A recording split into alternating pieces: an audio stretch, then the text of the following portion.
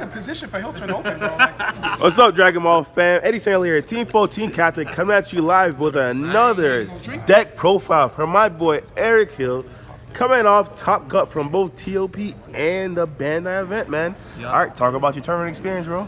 Got clapped by Gohan, both games, All right, let's both events. All right, let me clarify the story. He came to TOP. My boy finished. He finished fifth in Swiss, ain't it? Yeah. My boy finished fifth in Swiss. Top 64. Gohan sent him an Uber trip back to Bandai event.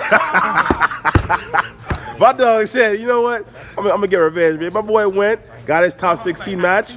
My boy Eric was like, you know what? I'm in top 8 right now, bro. He saw Gohan. He said, oh shit. Boy, that boy took another Uber ride right back to TOP. The same Uber and all, B. But yeah, at least you got them. You got it, bro. Two tops. But yeah, so here's a deck that I played. This is maybe a slight iteration. There was like maybe 4, 5, 6 card differences between the whole entire week. Yeah. Ultimately, I had a successful week with this deck. You and your brother. Actually, want to show Andrew because we kind of worked on the build together. He started the core of it, and we made some changes and stuff, and we felt like it was the most powerful deck. You know, just a lot of things factor into actually going the long distance. Yes, sir. It was like, what, 15, 16 rounds of DBS? It was ridiculous. Yeah, it was fun. It was tiring, B. So without further ado, I'll just jump into the deck profile. SurgeKu leader, of course. You guys know what he does, hopefully. Started off playing 2 crowns. This is where the deck list kind of differed from day 1 to day 2. He's just amazing. Against every matchup, it was free, you know? So then we have our red-blue Frieza. Mecha Frieza Energy Blight. I just love this card because the art is amazing. And the name is dope too. It's like a combination. But I found myself playing this card against U7. It was just free. I was like attacking when they were awakened. I was just negging them. And I dropped like 2 on board and a lot of U7 matchups. And it was just free because, you know, you force them to take damage early on and then they got to find a way to get rid of these guys. I played, smooth that over. 3 of the Great Apes Saiyan Instincts. Only 3. Is it just 3? Space issue or? It was space issues, but I also realized that I didn't have to draw too much in the deck. I found myself milling myself out a lot to where like I wanted to gain a lot of advantage on the front side with him, seeing more cards, which is always better. So after playing a lot, I realized it just wasn't. It wasn't like the best to run 4, even though it is the best card to discard. Next, we played 3 Champas. That's where the space was. I had 4 here, and then I had 2 Champas, but I put the Champa to 3 because Champa's just the best card in the game right now. It's a lot of big bombs. It goes against Victory Strike. Just a lot of different things right now. So Xeno and all that stuff. So it's just Gogeta 7. It's just a lot. Right? All the bosses. We played another Champa, Double Strike, just that one. Very powerful in the deck. You play 1 Whis. This is where the deck kind of differed. People was playing, especially this iteration, they're playing the red-blue super combo at 4. I actually played 1 of him and 3 Beerus. Yes, sir. Beerus is just amazing with this deck. Obviously, we have red-yellow check-lands, and the Whis is just to help me go with certain combos. And I'll show you actually, So we played 4 of their Arrival Cooler. This card is insane. The best card, for 1 energy, you get a 20k double strike. He is potentially better than Ape in certain scenarios because he's 1 energy and he comes in when you're protecting. You get to neg the board, and make him mill. I had like 3 in hand. I did like some shenanigans where I wiped out everything. It was ridiculous. Day 1 I had 3. Day 2 I moved down to 2. Topo's safe, you know. He's safe. He's like a condom. He's safe. Next we got Super Saiyan 4 Son Goku. Nah, he's safe, man. He's safe. We got Super Saiyan 4 Son Goku Heart Plea. A lot of decks were not running this. And a lot of the mirror matches weren't running this card. This card is still OP. I mean, majority of the deck is 20k reds. So it takes 1 Sensu Beam to really just wreck somebody. And then they haven't, you know, a lot of people are not playing this card anymore, so they're not seeing that, and then they got to deal with it. The best card in the deck. This helped me take game 1 against the Son Goku. and Gohan leader. I played him like 3 times. And it was amazing, but I couldn't do the same thing game 2. It just wasn't in my favor. But this card is absolutely amazing. Just resting the lead, keeping the leader rested, battle cards, KOing it. It's just all around really good. And one of the main, you know. Next, we got 3 apes. Oh, you still play the apes? You play the Correct. So the deck is Big Bomb.deck. Realistically, every card in this deck is just really strong, and they come out pretty cheap for the most part. He's free.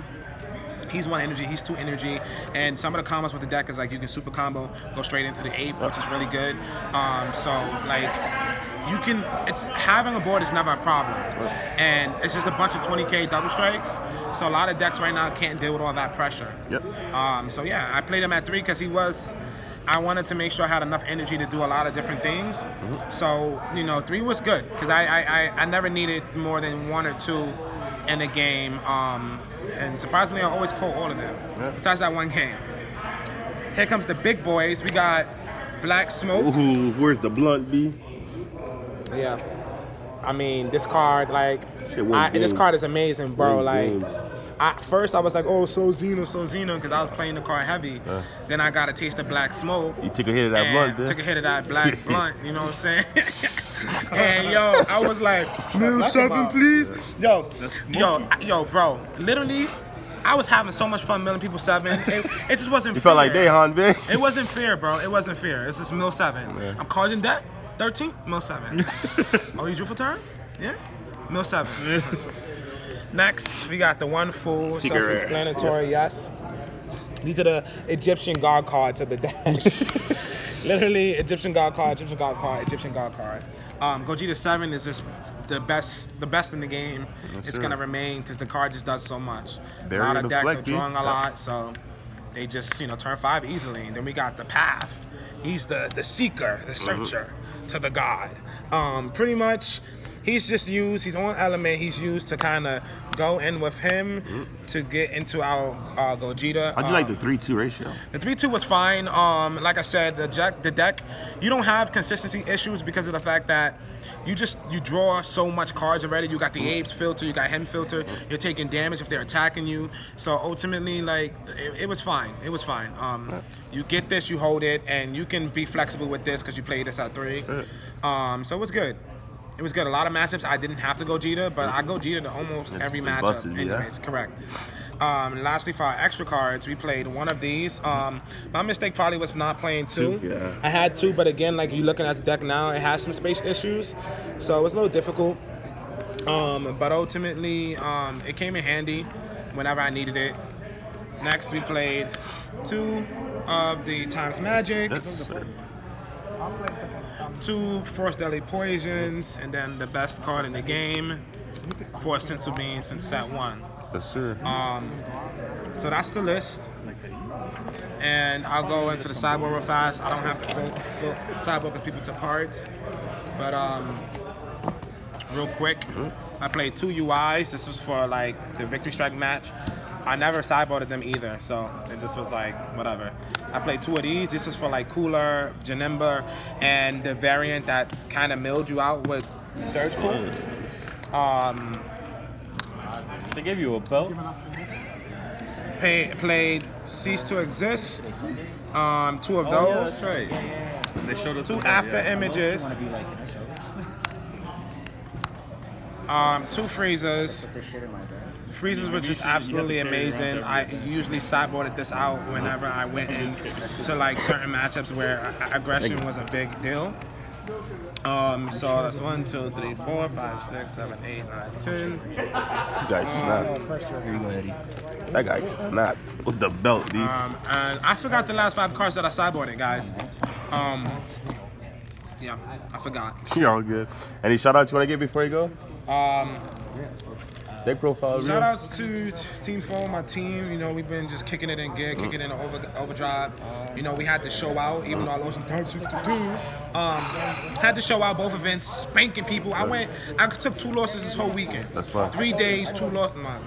3 days, 2 losses. Both of them to Gohan. helmet.